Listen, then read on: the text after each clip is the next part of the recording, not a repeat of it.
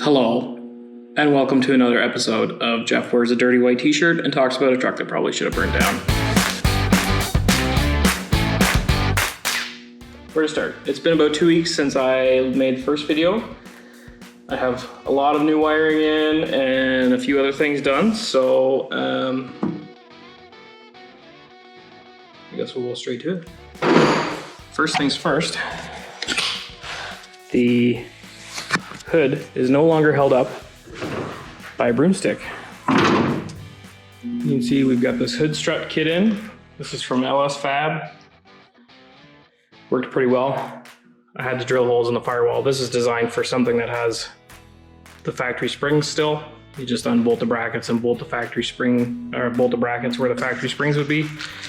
Obviously this truck with the shaved firewall didn't have that, so I had to kind of guess and put the holes in, but it works well. They work really nice. They hold the hood up really well. You can kind of put them wherever you want. One small solution. Now that I've got the air cleaner set up off to do all the wiring under the hood, this is, just stabbed myself, that felt great. This is just a disaster. There should be a housing, if you know what there should be a ferrule end like this, holding this here so that this housing can't wobble around like that. So I'll be replacing the throttle cable because that's just a mess. I'm honestly not sure that the throttle even went fully wide open before. I never tried it. I really don't care because it obviously needs to get fixed either way, so. Okay, so one of the original reasons this truck showed up was to get a park brake installed so you can get it safetied. We're using one of these E-Stopp electric parking brakes. This is the main lead going in. It's going to get shortened way down and have a weather pack put on it, but I am also going to use a low car cable kit that has the clevises for the Ford Explorer disc brakes. That's our cable mount for the frame. That's the clevis that actually holds the cables in the E-Stopp unit itself. It's pretty basic. These cables are really nice. You can pretty much route them wherever you want. There's tons and tons and tons of extra cable usually. So I'm gonna go underneath the truck, find a good spot for the E-Stopp module, kind of hopefully rough in the cable housing ends, and should be pretty straightforward, I hope. Next up, we've got the E-Stopp parking brake module drilled and tapped into the frame. Use fine thread ¼ 20 bolts in this. Fine thread just gives you obviously a few more threads to hold on to. With these, 3/16 wall tube frames, they're not crazy thick, so the more threads you can get in there, just the better longevity of these bolts holding on, I find, are more likely to be there for good. And then moving back here, we've got the cable end there mounted. I'm gonna wind up fastening all these cables up yet, but they're just kind of roughed in there. Same deal, there's a cable. This is a low car cable using the Explorer disc brake. Same deal, this one runs across and does the same thing, obviously. So these will all get fastened in. You just got them roughed in again right now. There's a lot of clamps and things that'll be added to tie them together, but yeah, this is a beautiful little thing. You can just pretty much mount them wherever. That module is only 2 wires. It plugs into the motor here, and that's that. Should have a functioning park brake on a Pro Street truck. What a concept. Okay, you guys saw the battery box last time. I'll show you again when I'm done explaining this, but this is the new one. These trucks, especially when somebody replaces the floor, the battery doesn't always go back where it was, or they will block off the floor access panel that you're originally equipped with in these trucks to get to the battery. So I like to use these. This is a drop-down battery box. You don't need any tools for it. It's just these 2 spring-loaded hangers. drops battery down, and should you need to take it right out, you can just, this obviously stays to the frame. This drops down. Battery's totally accessible. You can change your battery. It's held in properly. And then you just slide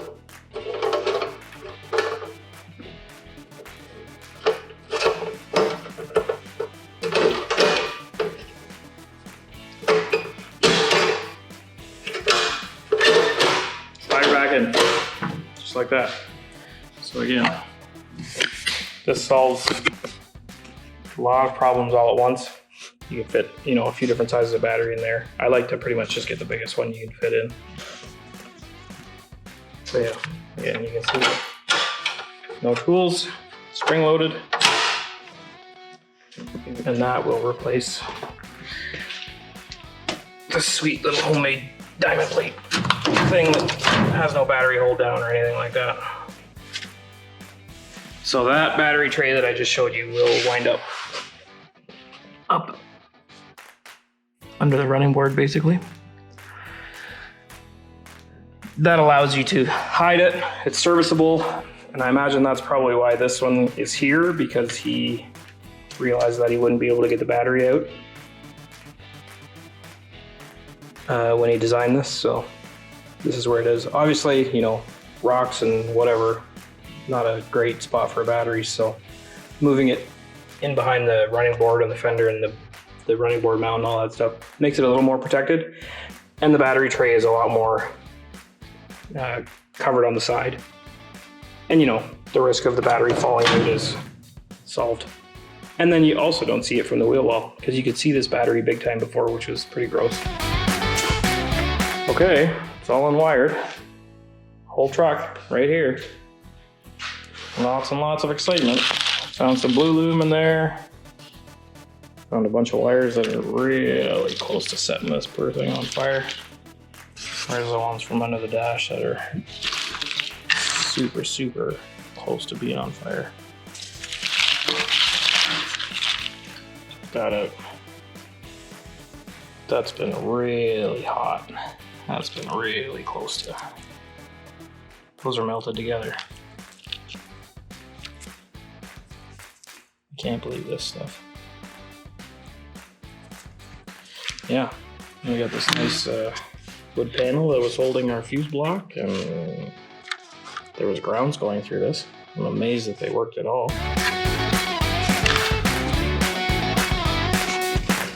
Moving inside, I'll show you what we got going on in here now. There's the new American Auto Wire fuse block mounted. No longer on a piece of plywood, on a piece of 16 gauge steel now.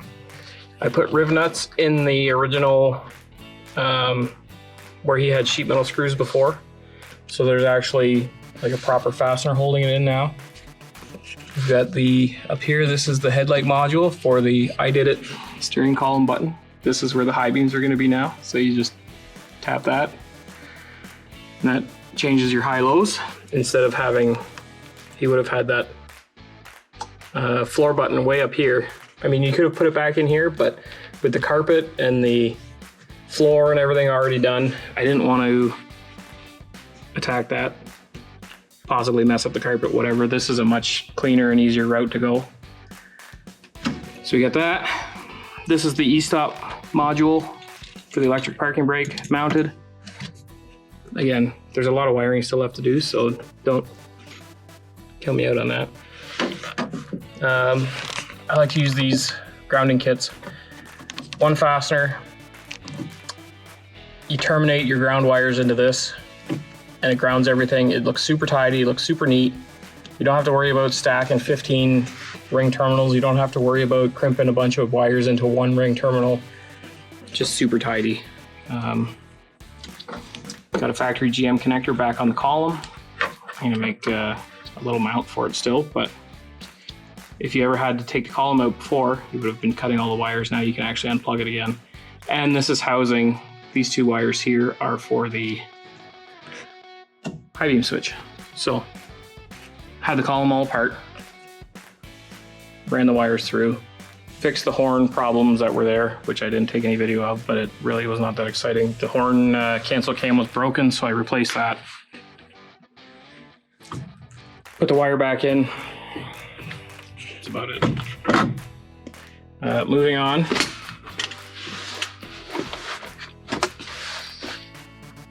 We've got this is the e-brake park brake button there. This was originally shaved. It's obviously still embossed in the dash.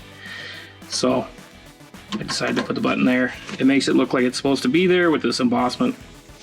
Usually if you're going to shave that, I mean, you would cut the whole thing out and then just put a radius piece of steel in there, but that wasn't the case, so I decided to use it. And then there was no way to get out in the truck before without the key fob. So now, with these Billet Automotive buttons from Australia, he'll be able to get out, his wife will be able to get out, whoever's sitting in the passenger seat can get out without having to ask him to let them out, which was kind of silly to begin with.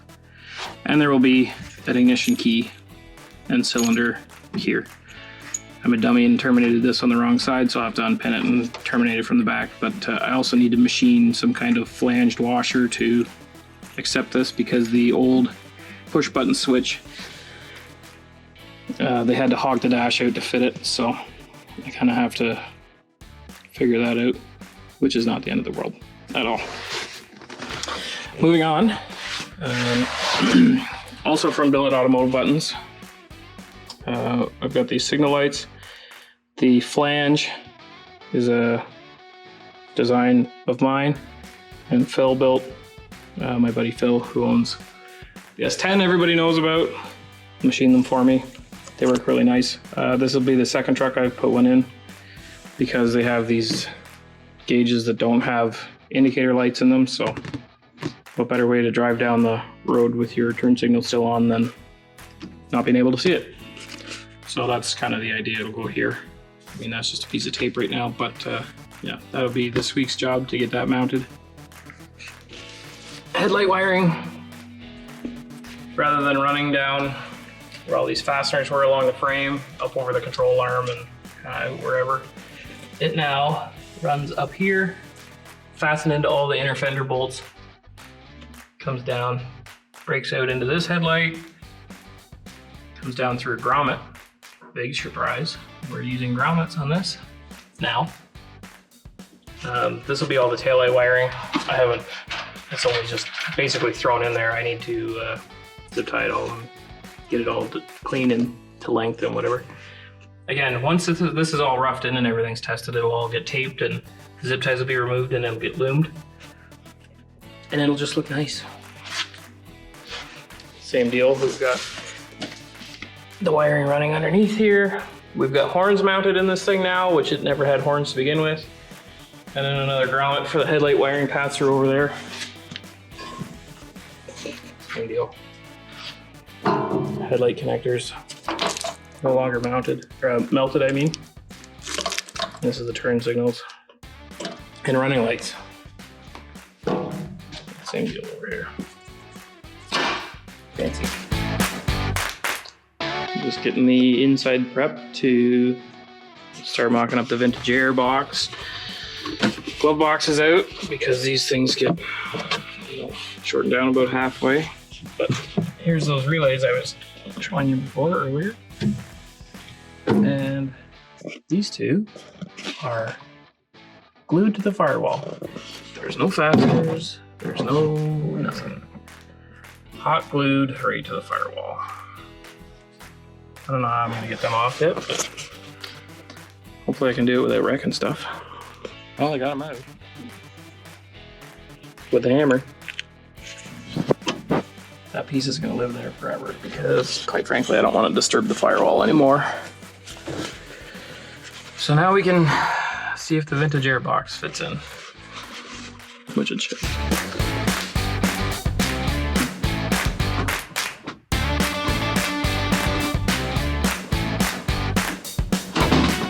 Would you just look at that?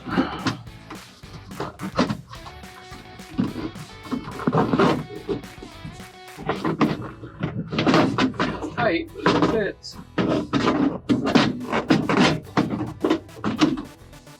do a bit of massaging to make it fit real nice, but it's gonna work. With great news.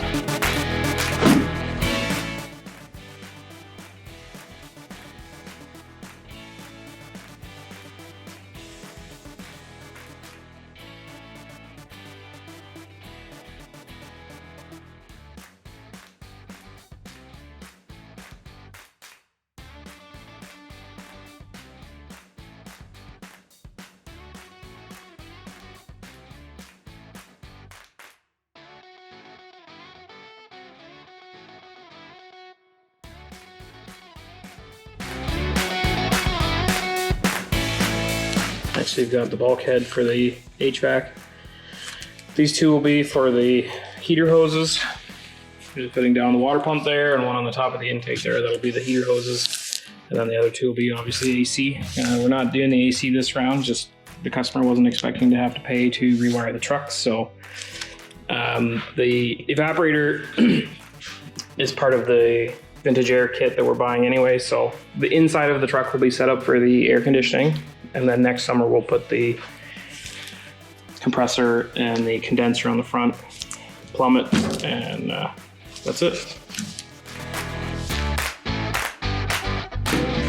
This here is exactly why I hate these things. They've got this stamping mark, which is supposed to make them stronger. And quite frankly, it just forces people to over tighten the shit out of these bolts. And then they don't seal, and then you get all this goop. So this is why I put the cast ones on them. The cast ones are obviously cast, and then they get a nice machine lip like this. They're super, super flat. Put a nice rubber gasket in there.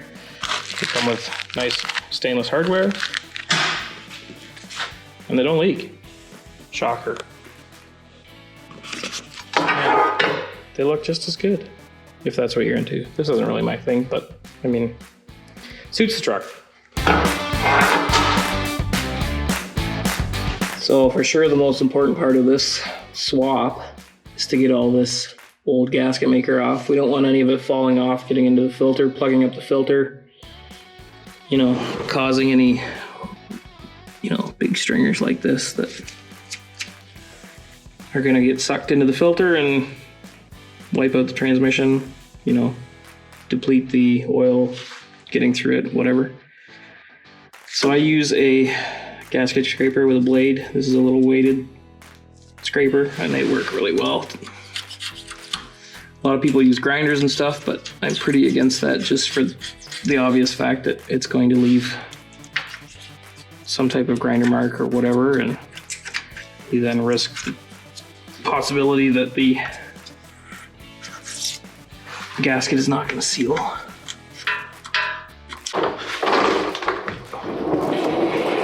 Next thing we do, a little bit of brake clean on a rag. Get all the leftover residue off the flange seal, transmission fluid, whatever's there. Get a nice clean surface. We don't live in 1974 anymore. The gasket does the job. If your flange is clean and your pan is clean, there is no need for RTV or any junk like that. My number one pet peeve.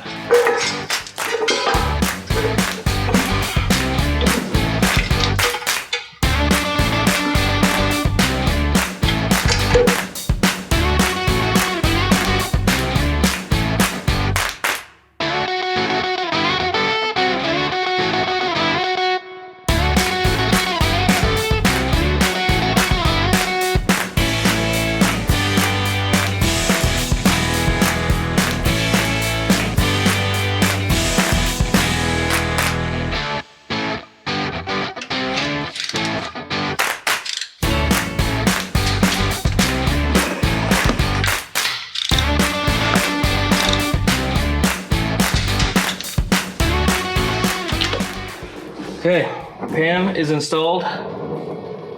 all the bolts are torqued except for the two that the shift cable bracket bolts onto. I have to modify it slightly, so that's not very exciting. But wipe my fingerprints off. No more goop screaming out the edges here.